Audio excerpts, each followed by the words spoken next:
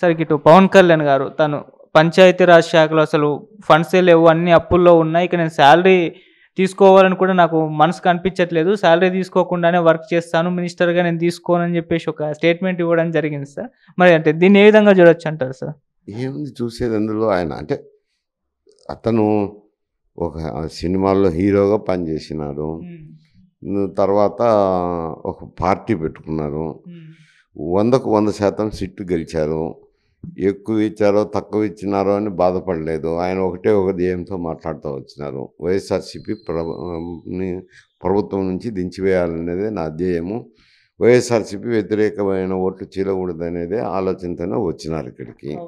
వచ్చినారు, వారికి కూడా సముచితమైన గౌరవం ఇస్తున్నారు ముఖ్యమంత్రి గారు. అటు ప్రధానమంత్రి కూడా ఆయనకు సముచితమైన గౌరవం ఇచ్చినారు. ఇచ్చినాక ఆయన కొంచెం ఆదర్శ భావాలతోనే మెరగాల్సింది ఉంటుంది. ఎందుకంటే ప్రజలు కూడా ఆయన దిక్కు చూస్తున్నారు, ఏమి ఎట్లా చేస్తారు పరిపాలన ఏమి అని చూస్తున్నారు. ఇంతకుముందు పరిపాలనలో ఉండేళ్ళైతే ఏదో అర్థమవుతారు, కొత్తగా వచ్చినారు కాబట్టి పరిపాలన ఏ విధంగా చేస్తారని ప్రజలు చూస్తున్నారు. కాబట్టి ప్రజల ఆశయాలకు అనుగుణంగా ఆయన వ్యవహరించాల్సింది ఉంటుంది. ఈ విషయంలో వచ్చేసరికి గత ప్రభుత్వము కేంద్రం నుంచి పంచాయతీకు నిధులు ఇచ్చారు, లోకల్ బాడీస్కు. ఎందుకంటే 72, 74 రాజ్యాంగం ప్రకారం ఏర్పడిన సంస్థలు అవి. కేంద్రంలో కూడా ఒక ఫైనాన్స్ కమిషన్ ఉంది, లోకల్ బాడీస్కు నిధులు కేటాయించే ఫైనాన్స్ కమిషన్ ఉంది. ఆ నిధులను కూడా పంచాయతీలకే డైరెక్ట్గా వాళ్ళు వేస్తూ వస్తున్నారు. ఎందుకంటే రాష్ట్ర ప్రభుత్వాలకు ఇస్తే రాష్ట్ర ప్రభుత్వాలే వాడుకుంటున్నాయి, పంచాయతీలకు ఇవ్వటం లేదనేది ఒక అపవాదం ఉంది. కాబట్టి నేరుగా పంచాయతీలకే నిధులు పంపిస్తున్నారు. కానీ అటువంటి నిధులను కూడా ఉదయం వెళ్ళి చూస్తే నిధులు వచ్చినాయి, అకౌంట్లలో పడినాయి పంచాయతీలకు, మళ్ళీ రాత్రికి మాయమైనాయి. అంటే ప్రభుత్వం అన్నిటినీ వెనక్కు తీసుకున్నది ఆంధ్రప్రదేశ్ ప్రభుత్వం.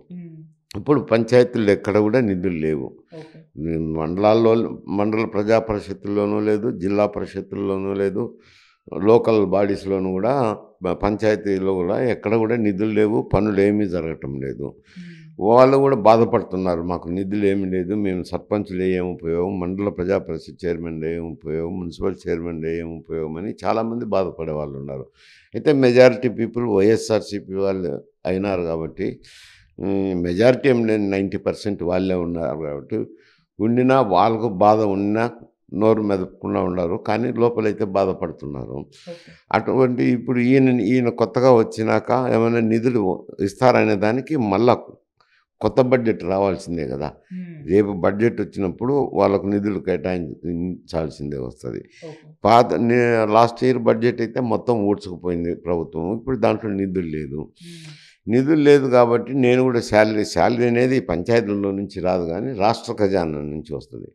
ఒక నిరసనను, ఒక ప్రొటెస్ట్ను గత ప్రభుత్వం వాడుకొని పంచాయతీలను ఇబ్బందులు పెట్టినారు, లోకల్ బాడీస్ను అని ఇబ్బంది పెట్టినారనే దానికి అది నిరసనగా నేను కూడా శాలరీ తీసుకొని ఉన్నారు.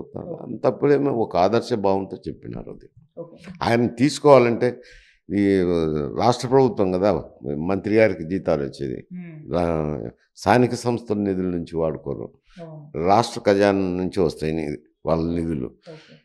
కానీ అది ఒక ప్రొటెస్ట్గా నేను తీసుకొని ఉన్నారు, అంటే ఒక ఆదర్శ భావంతో తీసుకొని ఉన్నారు. అంటే అది అంటే గత ప్రభుత్వం కొంత సిగ్గుతో తల ఉంచుకోవాలి, ఎవరికో వచ్చిన నిధులను మేము తీసుకున్నాము, ఇప్పుడు అది మంత్రి గారు బయటపడుతున్నారనే దానికి ఆయన నిరసన వ్యక్తం చేసినందుకు చేయొచ్చు, తప్పేముంది అందులో. ఆయన మాట్లాడిన మాటల్లో తప్పేం లేదు, ఆయన చేస్తున్న నిరసనలో కూడా తప్పు లేదు. ఆయన శాలరీ తీసుకోకుండా ఒక ప్రొటెస్ట్లో ఆ భావాన్ని వ్యక్తీకరిస్తున్నాడు.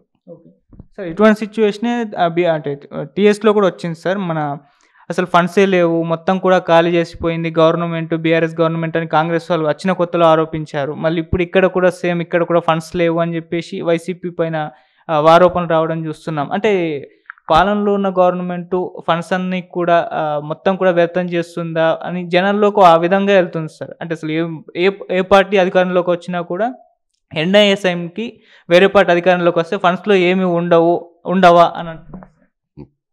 అంటే అది ఆ ప్రభుత్వాలు బట్టి ఉంటుంది. ఇప్పుడు వాళ్ళైతే అతనైతే ప్రొటెస్ట్ చేసినాడు కాబట్టి రేపు స్థానిక సంస్థలకు వచ్చే నిధులను వాడుకునేదానికి అవకాశం ఉండదు. ఎందుకంటే ఈ హిమ్సెల్ఫ్ ప్రొటెస్టింగ్ ఈ నిధులు వాడినారు కాబట్టి నేను శాలరీ తీసుకొని నేను ఒక ప్రొటెస్ట్గా నిరసన ప్రకటించినారు కాబట్టి ఆ ప్రభుత్వం వాళ్ళ నిధులను వాడుకునేదానికి ప్రయత్నం చేయకపోవచ్చు. ఇక్కడ బీఆర్ఎస్ ప్రభుత్వం కూడా చేసిందంటే చేసినారు, వాళ్ళు కూడా చేసినారు శిక్ష అనుభవించుతున్నారు కదా. ఇక్కడ కూడా తప్పే కదా అది. వాళ్ళకు స్థానిక సంస్థలకు వచ్చిన నిధులను వీళ్ళు వాడుకోవడం అనేది తప్పు. నీకు వచ్చిన నిధులను నువ్వు ఖర్చు పెట్టు, కానీ ఏదో ఒక విధంగా వాళ్ళ నిధులను మీరు వాడుకోవడంలో అనేది మంచి సాంప్రదాయం కాదు. అందులో ఆ బాడీస్ ఇంతకుముందు రాష్ట్ర ప్రభుత్వాలు లోకల్ బాడీస్ నిర్వహించేటివి, ఎన్నికలైతేనేమి ఇవైతేనేమి. అది 72, 74 రాజ్యాంగం సవరణ అయిన తర్వాత విధిగా 5 సంవత్సరాల కూతురు ఎన్నికలు జరపాలా. ఆ ఎన్నికలు జరిపేదానికి ఎన్నికల కమిషన్ ఒకటి ఉంది, లోకల్ బాడీస్ కూడా ఎన్నికల కమిషన్ ఉంది. ఇప్పుడు శాసనసభ ఎన్నికలు, పార్లమెంట్ ఎన్నికల కమిషన్ నిర్వహిస్తుందో అక్కడ పంచాయతీ, మండల ప్రజా పరిషత్తు, జిల్లా పరిషత్ ఎన్నికలకు నిర్వహణకు చేసేదానికి ఒక ఎన్నికల కమిషన్ ఉంది. తర్వాత దేశం మొత్తం మీద ఒకటే విధానాన్ని అమలు జరుపుతున్నారు. పంచాయత్ సర్పంచ్, ఎంపీటీసీలు, మండల ప్రజా పరిషత్ చైర్మన్, జెడ్పీటీసీ, జిల్లా పరిషత్ చైర్మన్ అనేది ఒక వ్యవస్థను ఏర్పాటు చేసినారు. వాళ్ళకు నిధులు కూడా అక్కడి నుంచే ఫైనాన్స్ కమిషన్, వాళ్ళకు కూడా లోకల్ బాడీస్కు ఫైనాన్స్ కమిషన్ నిధులు కూడా కేటాయిస్తున్నారు.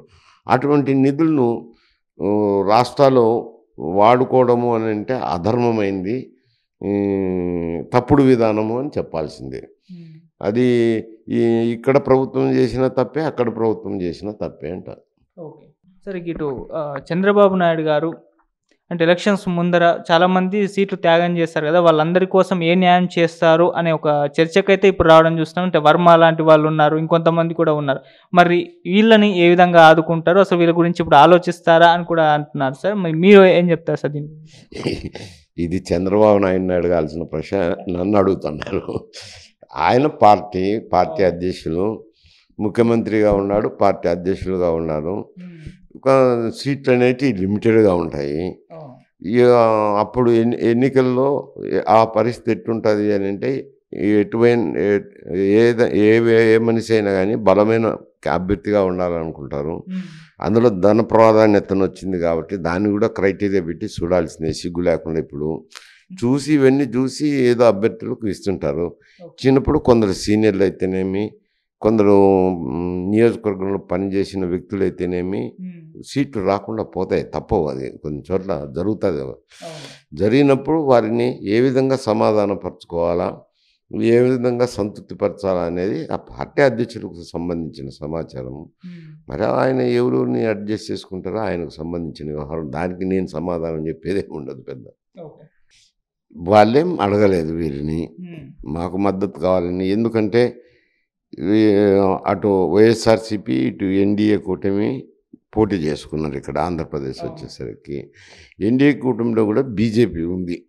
బీజేపీ లేదనే దానికి లేదు. బీజేపీకి 4 సీట్లు, 5 సీట్లు, ఎన్ని సీట్లు కొన్ని సీట్లు ఇచ్చి ఎన్డీఏ కూటమిని ఏర్పాటు చేసినారు. ఎన్నికల్లో పోయి ప్రజల్లోకి వెళ్ళి ఎన్డీఏ కూటమి తరపునే మాట్లాడినారు.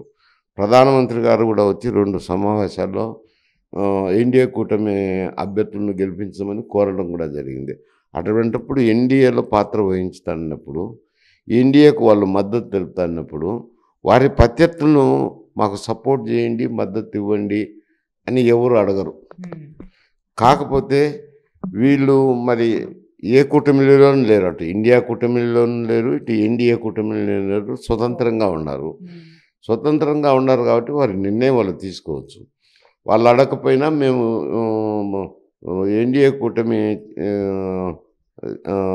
చేసే ప్రతిపాదనకు సమర్థించుతాము అని అన్నారు. దాంట్లో చూడాల్సిందే ఉంది, భూతద్దం వేసుకుని చూడాల్సినది అవసరం లేదు అంట. దానికోసం కేసులు మీరు విచారణ చేయొద్దంటే ఎవరు ఊరుకోరు అంట. ఉంటే ఉండు, పోతే పో అంటారు కదా.